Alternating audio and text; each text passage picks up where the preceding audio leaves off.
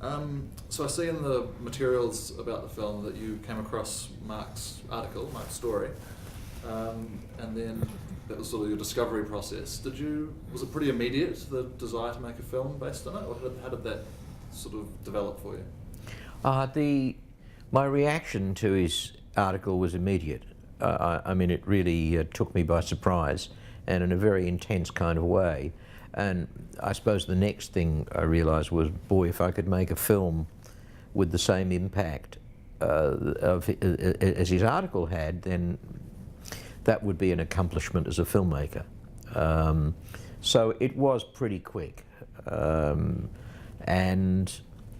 it just seemed to move forward all the time. It was one of those projects where it didn't seem to have this start-stop, two-step backwards feeling about it. It just kept moving slowly forward. So, I mean, that suggests to me that you didn't really have too many obstacles, I guess, in convincing people that it was a good idea, or did that work relatively straightforward? You know, unlike other projects, I never really cared what other people thought. I didn't ask anyone's permission to make this. I knew that, number one, I didn't have at that time any kind of personal star power to go out and say, I want you to finance the next Ben Lewin film. And it was, in any case, a difficult project. Anything that has an adult theme is a difficult project. Something involving a permanently horizontal person is difficult. But you know, that's only a matter of perception. In the end, it wasn't difficult. I really went out to private individuals, just friends and family, who were totally naive about the film process, and showed them the script. And they felt, as I wish industry people would feel, that the script was the pivotal element, and that's what you were investing in. And because it was a compact movie, it wasn't, you know, I didn't need a mega budget. It could be done on a very modest scale. That made it doable. So part of the appeal of his story was it just is going to take a careful hand, but not any major pyrotechnics or major money to make this. Cool. So it was something that you, I guess, developed under your own steam then, rather than it being a studio door-knocking exercise? Yes, I probably knocked on a couple of doors very lightly, and I mean, the hardest part of making a film is getting someone to read a script. I really wanted to focus my efforts on developing the script than bothering about getting getting industry acceptance. I thought that I was confident enough in the subject matter to say, we'll go it alone. That's great. And I think that, it probably did you a lot of favours in that regard, with it not diluting the subject matter. Would you agree? Doesn't seem to me like it's the sort of film that a studio would be jumping up and down to make. Let's put it that way. Well, you know, in the result, it seems to have a much broader appeal than I ever thought, and I think studio people will possibly, embrace it. I mean, Fox has embraced it, and it's fun to be able to contradict convention and say, see, it's not difficult, it's very accessible. It was just really a matter of my impatience. I didn't have the patience to go the distance in the industry. It takes so long. And I thought, let's just do it. And I think that kind of sense of I'm not going to wait around was very motivating. So that that's how it happened. Once you start on that process, and you get your first investor and your second investor, you think, this is not so impossible after all. And I enjoyed the creative freedom enormously. That's Excellent. At what stage in that process did your cast come together? Because obviously they're such pivotal components of the film. The performances are central, obviously, and they're really challenging. So, at what point did John Hawkes and Helen Hunt in particular become involved? You know, when you're really serious about, okay, we're going to make this movie, and we've got enough money to do it, the first person you go and see is a casting director. And the first thing the casting director asks you is, have you got a start date and are you fully financed? Is this a real movie or something you're imagining you're going to make? And if you know, once we had convinced our casting director that this was really a movie we were going to make, it opens the doors to all actors. You know, the first thing she said was, don't take anyone's name off the table. You know, she was incredibly committed to the script and said no actor is too big to approach.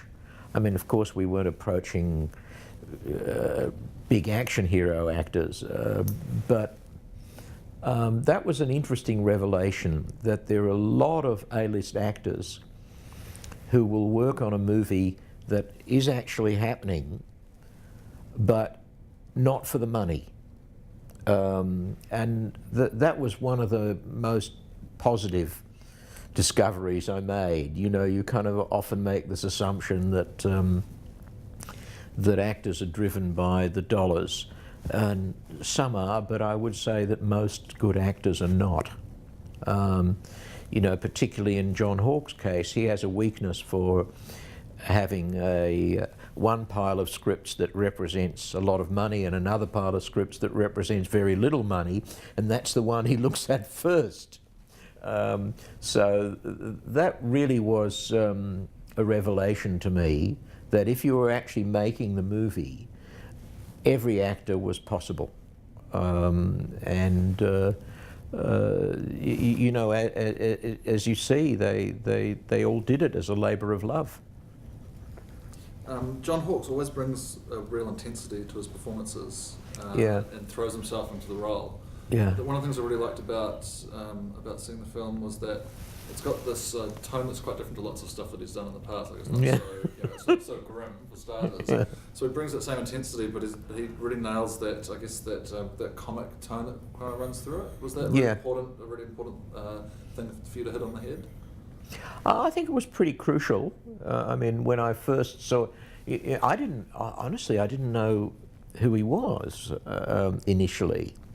And, you know, our casting director said, this is your guy. So I went and saw him in Winter's Bone. And I thought, boy, that creepy old guy, I'm not sure that's my image of the character. And then I went to see him in a lot of other things, and I realised he's a real chameleon as an actor. You know, one of those rare actors like Alec Guinness or Peter Sellers who really does step into another person's skin. And that was the first thing that really impressed me about him. And then when we got together, I realised he was intrinsically a funny guy. You know, he had in himself that sort of wryness and sense of humour that I really wanted the character to have.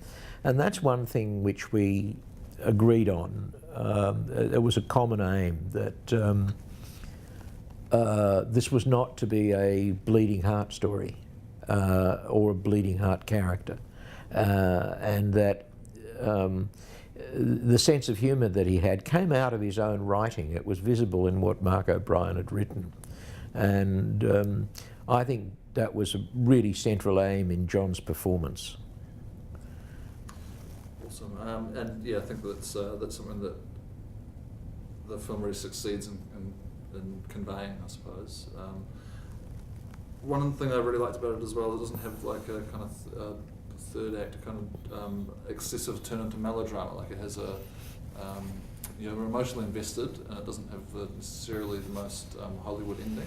But at the same time, like it's, you know, we're not being sold this comedy angle to help us buy in, and then turn down a traditional path.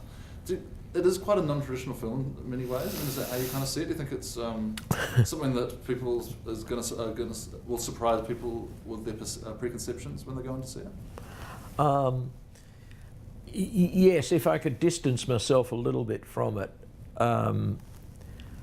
I think that when people tell their friends about it, they'll probably say, it's not like anything you've seen.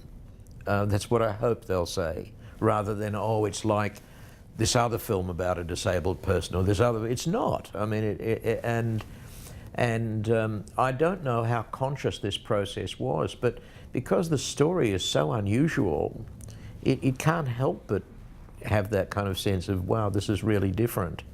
And it's very difficult to define that kind of balance between humour and drama, and the sense of integrating the two, so you don't really see, well, now's a humorous moment and now's a dramatic moment. It's all a seamless part of the whole thing.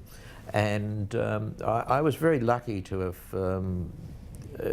hit that note, I think, that people are not sure in the end what to call it, what genre to put it in. I mean, I came to the office today with basically with the attitude that you were hoping to get from people, which is like, I'm not really too sure what I saw. I wanted to wrap this up, but no interview about this film I think would be complete without mentioning Helen Hunt's nudity in the film. So it's very present and initially kind of confronting, I guess. Like it's so matter of fact, but I just really wasn't. I guess it wasn't something that I expected to see from an actress of her stature. Was it difficult to convince potential cast members to do this? And how vital did you think a part of the film it was? Well, it was not difficult to convince her, because it was evident from the script that this was a very central part of the movie. That the whole purpose of it was for her character to teach this guy about sex. I'm not quite sure how you do that with your clothes on. And I think that was the obvious part, that the movie had to have a level of authenticity about it and not coyness. No kind of, towel just above the breast line. No, that really, the essence of it was for her to embrace the character and make it seem like a believable situation. I don't think she ever shrank from that. I mean, there was a process. I mean, it's not all that easy to do. You have to feel comfortable with the people you're working with. You have to work your way to it, and there was a process, and part of that was working, in fact, with the cameraman, so that the three of us would discuss what we were going to do, and basically reached a level of comfort where we were not going to censor ourselves on set. And I was really lucky to have a DP who really gained her trust, because when you're shooting it, it's not the contact between the director and the actor that defines the moment. It's the actor and the director of photography, or the cameraman. And that went a long way in making her feel free to do what it took. Also, she has a great body. I mean, she's a beautiful woman, and that didn't hurt. And also the fact that with that was a kind of a sense of maturity. She knew and we knew that this wasn't going to be nudity as usual. It wasn't going to be titillating. There wasn't going to be, sexy music as her robe slid down her thighs and that. And she brought an incredible banality to being nude. It's like, matter of fact, clothes on, clothes off. I think that she understood that from the very outset, and it wasn't a matter of convincing her. It was just a matter of figuring out how we were going to do it in the easiest way and make it as if we were just shooting any other scene in the film. I mean, that was her first question, like, how are you going to shoot the sex scenes? I said, well, like every other scene in the film, no special techniques. And I think that's how it worked out. I don't know exactly what her feelings at the moment were, but it looks as if she couldn't care less, nude or not nude, that she felt, as in one of the lines in the film, I don't have a problem with nudity. Well, you know, of course, it's not as easy as it looks, and, you know, my hat's off to her, but I think, in a way, Helen is getting tired of having people talking about, you know, how brave she was. I think in her mind, brave is someone, you know, rescuing a child from drowning. That's brave. But I think that for her, it was not so much a matter of brave, but doing the job in hand. That this was the character she'd chosen to play, and that was part of the character. So it was all a lot easier than I ever anticipated, that aspect of it. That's great. It's obviously, you know, it was a big challenge to the film turning out the way that you wanted to, you know? Yeah, yeah.